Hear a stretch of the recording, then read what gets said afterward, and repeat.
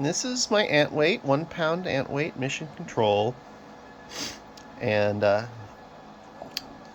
it has been invited to the robot fighting league, robot fighting group, whatever, world champions. It's ranked number 25th after coming in first and second in its events over 2022. Which is pretty good for it. I switched from 2S to 3S, so up the speed by about a third, and that really improved its performance. And I continue to improve just all of the bits of the 3D printed parts as well over time. I've switched entirely to TPU, a flexible filament, so it's very squishy. You can kind of see it squish. Not very well, but anyway, it's squishy. And this is the last version of the frame, and I did a grudge match the last event. I wasn't using mission control, I was using the Sawbot, but I still had this ready to go and fight, and I fought a Thagomizer style, a sort of thwack bot with a spinner on the end, and it did its thing where it swung around with a spinner and it hit me right here in the side, which is, this is where the on-off switch was, and by was, I mean was, because it went right into where the on-off switch was and just destroyed it. So in the new version, the on-off switch is now deep in the heart of the machine. And this has just got a little cap where it used to be. This is now just solid plastic. Everything here is solid plastic except for the titanium shaft, which goes all the way to here. In fact, I can show you where it goes, thanks to that hit on the other robot. Just go ahead and stick it in there. You can see the shaft goes all the way back to there. It does a really good job of protecting the wheels. Other changes I've made, this right here,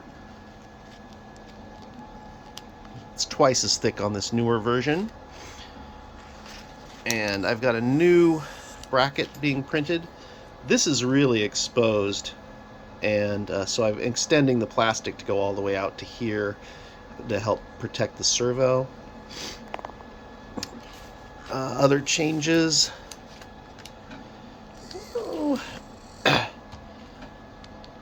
This is not quite centered. It's a little loosey-goosey, so this will be a little tighter on the newer version. Ignore that these wires are here. They'll be tucked safely underneath for the final version.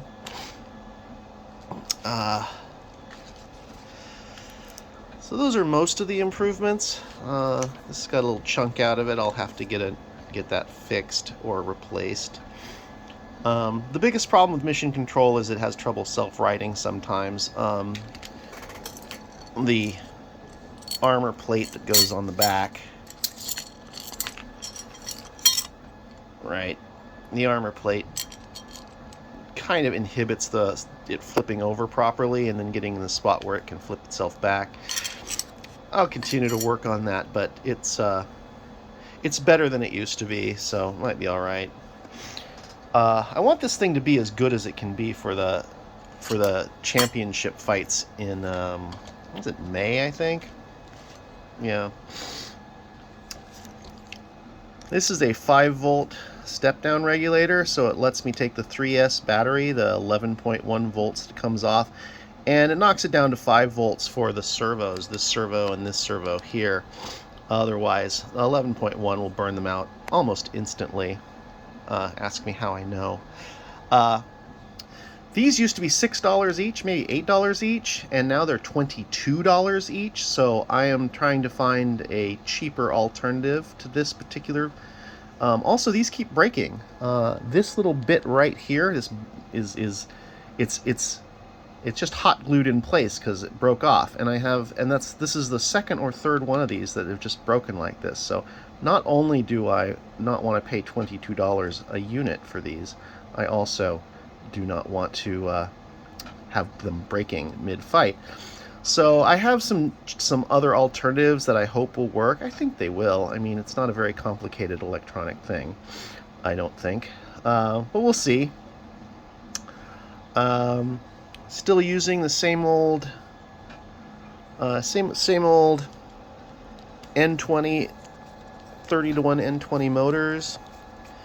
Still using the same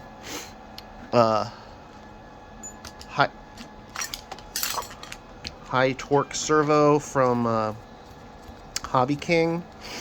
So a lot of this is the same as it's been for years, but